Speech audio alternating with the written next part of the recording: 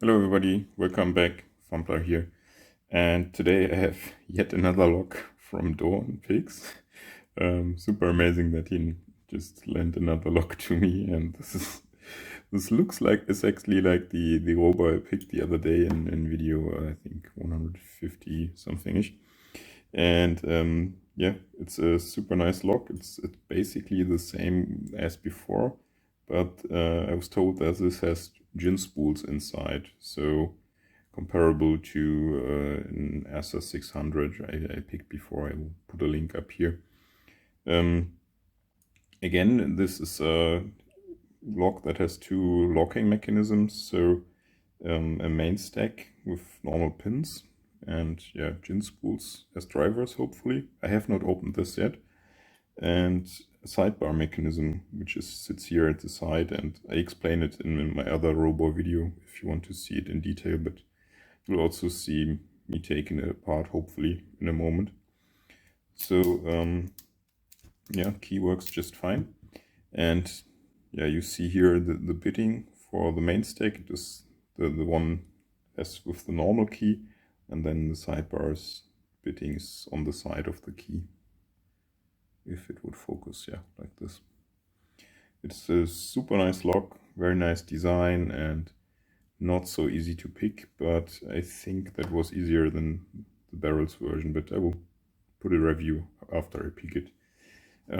Plan to pick this would be, yeah, I use the same tensioner as before, the slimmed down 1.3 millimeter tensioner just here, and then again using a straight flag from Multipick to pick the sidebar and yeah, address all the sidebar pins separately.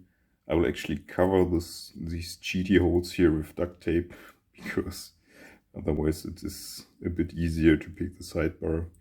I actually did not progressive pin it, but just looked here through the pinholes to learn the sidebar, so to say, and then the rest was rather okay. And to pick the main stack, I will just use a half diamond, which works on this bitting quite good, hopefully. So yeah, sorry, let's put it in vise and see you back in a moment. Okay, here we are back in the vise. That's the key again. Works just fine. Yep, let's try to pick it. Starting off with the sidebar and this flat flag here.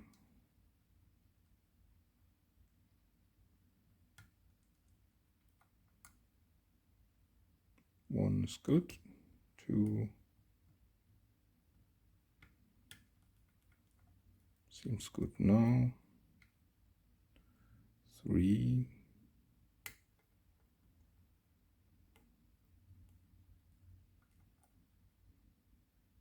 Two again.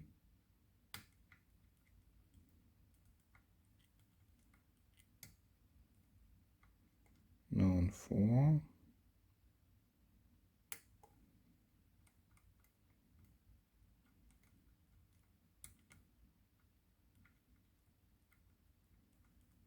Okay, everything feels bouncy. So let's go to the main stack. 5 is binding heavily.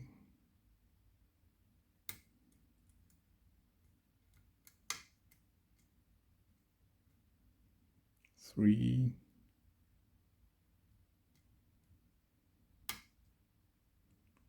2. And 1. Now we're in a good fourth set. So hopefully we just have to set the gins out of the milling.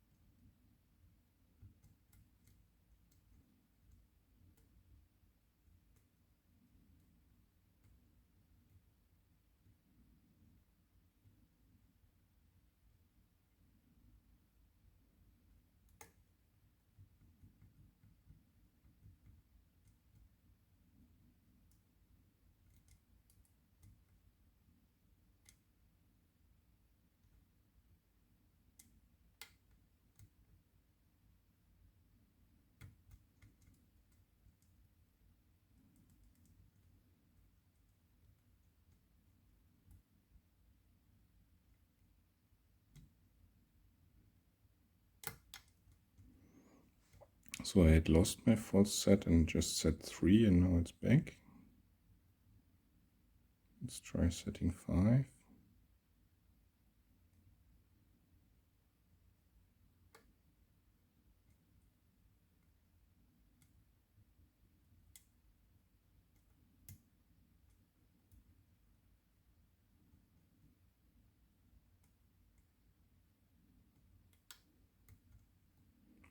Okay, let's try 4.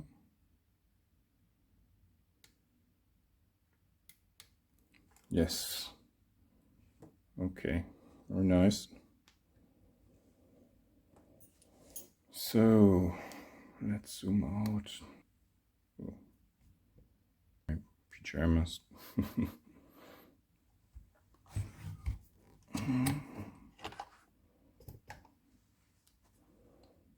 Let's get a pinning tray.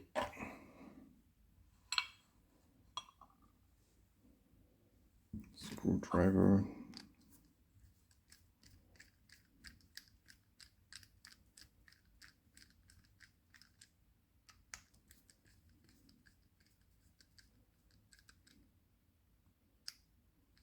Whoa, almost had a major screw up right now. I forgot that I did not lock it back up. So it's still clearly picked, but let's lock it back up so at least the finger pins won't jump at us, or yeah, sliders.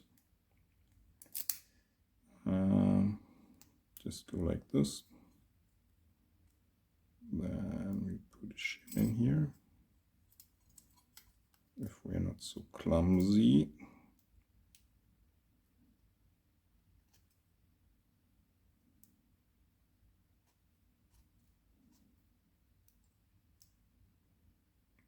Okay, follower. Wait a second, that's a small one. Where's my large one? Come on. I thought I had prepared it up there. Sorry.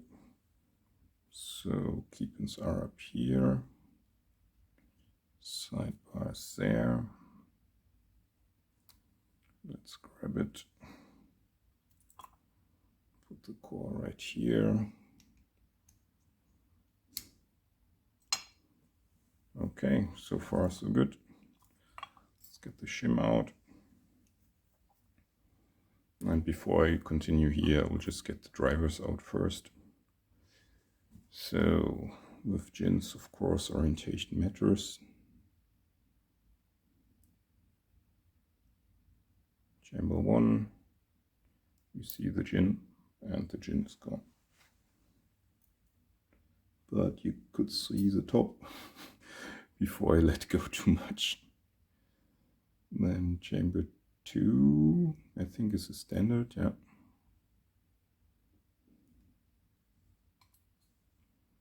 Chamber 3, also a gin. And also the right way up.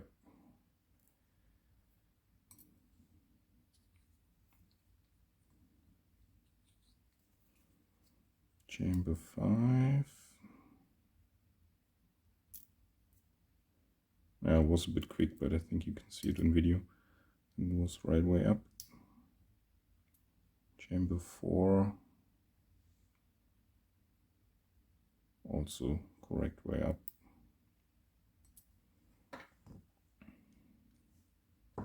So springs are all the same. Let me just dump them here. And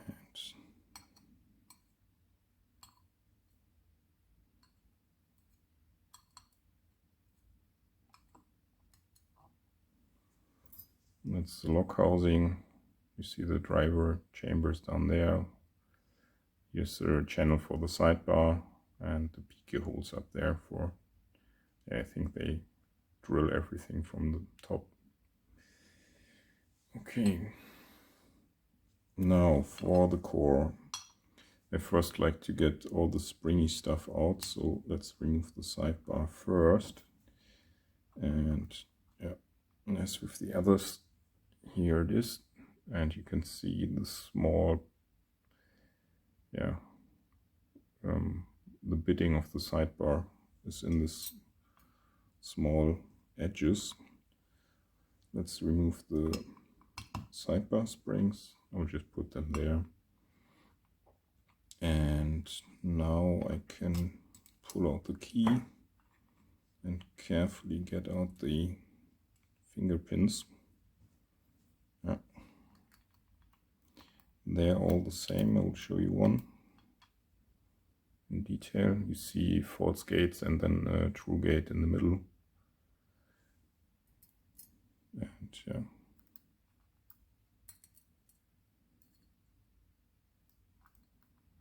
I'll just put them here.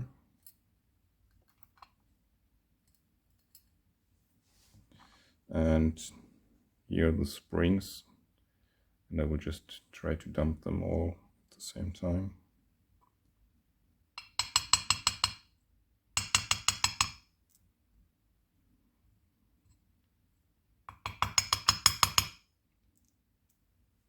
There we go. And now the key pins. Well, if you know me by now, let's go for pin effectiveness. So I will put in the gin spools first.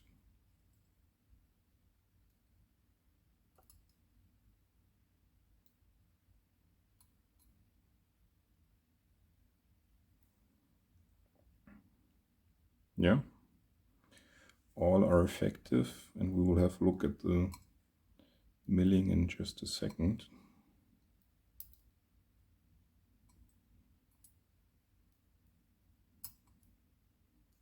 And also all block the shear line. I think with the barrel one there was a chamber not blocking the shear line, but I would have to watch the video again. Let's try to get the key pins out a bit more controlled. I think they're all standard.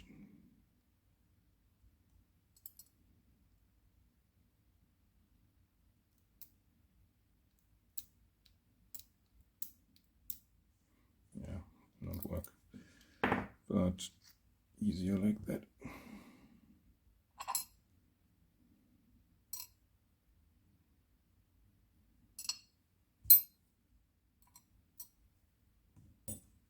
Okay.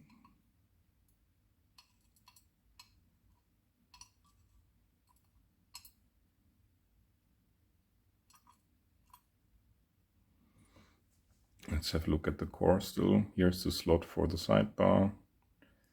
Then here we have the chambers, and alright, we still need to check for milling. Let's grab a pick. It's the best way, I think. So what you do is just scrape along, and you see how the pick gets stuck here. In chambers, in all chambers except the third one, which is smooth. And also in both directions. So yeah, very effective. The gins will really grab onto that. And here the spring in the sidebar was a bit of a twist when you go back to pick them out of the milling. So here's a complete picture. All key pins are standard. Then we have a standard driver in 2, and all the others are gin spool drivers. And yeah, for the sidebar, all the sidebar sliders look the same, and the bitting is in the sidebar. Yeah, really cool lock. Thanks again, Don, and yeah, stick around for my comparison between gins and barrels. So here we are back at the desk, and yeah, I hope you like the pick and the gutting and the exploration of the lock. And yeah, now the big question is, which one is easier, gins or barrels? I don't know if you're curious about that, but just my 2 cents on this. And yeah, for this lock I find it much easier. For these 2 locks I have here, I find it much easier to pick the gin spools, even though they have this nice counter milling and so on, it's just a much easier feedback than with the barrels. With the barrels you have to go forth and back quite a bit, and with the gin spools it was rather straightforward, just on talking about these two locks, which I can compare. Yeah, but also what you have to keep in mind is of course the bitting. If you look on the main stack, for the barrels the bitting is really nasty, and for the gins it is rather okay. So for gins it was a bit easier from the main stack bitting. Yeah, the sidebar bitting, gins on top and barrels on the bottom, did not make such a difference to me. I don't know, just once you have the sidebar under control, it's okay. Yeah, really, barrels kept me on my toes quite a bit. I had to progressive pin it, to learn it, to pick it, and gin spools was a bit easier, but also maybe it's just this lock where we have learned that chamber 3, the gin is not really accompanied by perfect milling. So I don't know, just my 2 cents. Maybe you also have picked both versions, and maybe you have other opinions. Let me know in the comments. That's all for today, so thanks for watching, and if you like this video, please subscribe, and yeah, I hope to see you in the next video. Bye.